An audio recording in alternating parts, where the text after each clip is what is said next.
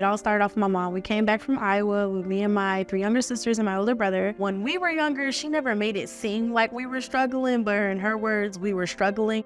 Mostly, really, I remember good times with my mom. I just remember like when everything really went all to bad things. She had made macaroni and cheese and something. I guess she forgot the milk, so she was walking to go get milk.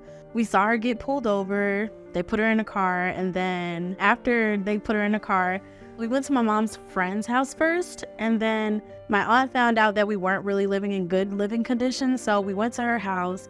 And when we went there, at first, everything was all good. DCFS was checking on us, but I think around the time when my aunt lost her daughter, she passed the day after my birthday. So in a way, I feel like my aunt blamed me for what happened.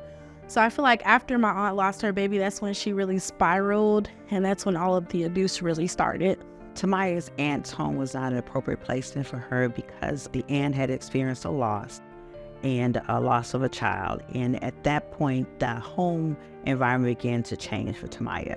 There was some abuse and some neglect that was going on. Timiyya's reaction was to be oppositional and defiant. And so because of that, both the aunt and Timiyya clashed. Our role at Kids Above All is always to keep our kids safe and have them be in environments that are nurturing, but also being able to address the trauma that they felt. And so when we began to evaluate what was going on with Timiyya and her aunt, we made a critical decision that she needed to have a change of placement.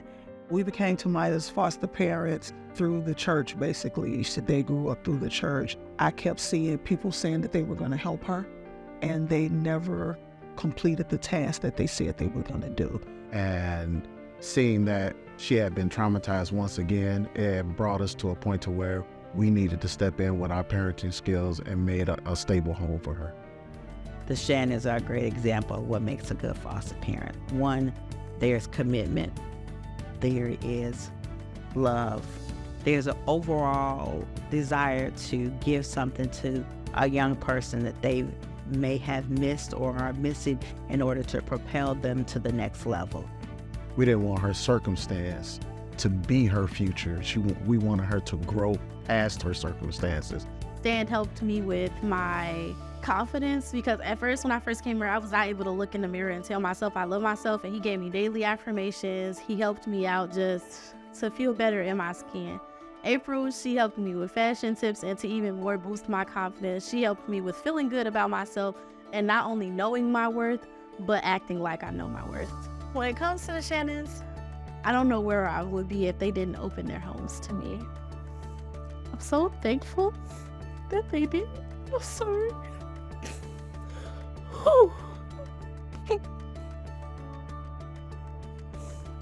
I'm happy somebody finally seen me. They didn't see where I came from. They didn't see the faults that I did. But they really looked at me and was like, you're a person. And they loved me no matter what.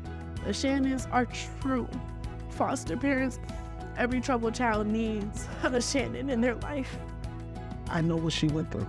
I know the stories. I know everything she experienced. And I wanted to be different.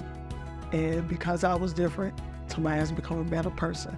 So it was very important for me to impact her life. Timiyya is a courageous spirit.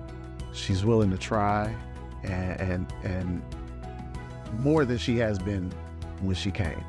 When I first walked into those doors, I had no motivation. I was like, this is it for me. I'm done. I'm tired. I don't want to do anything for myself anymore. As far as now, not only do they help with college, they've helped me in many ways possible, and I can go on all day, every day about them.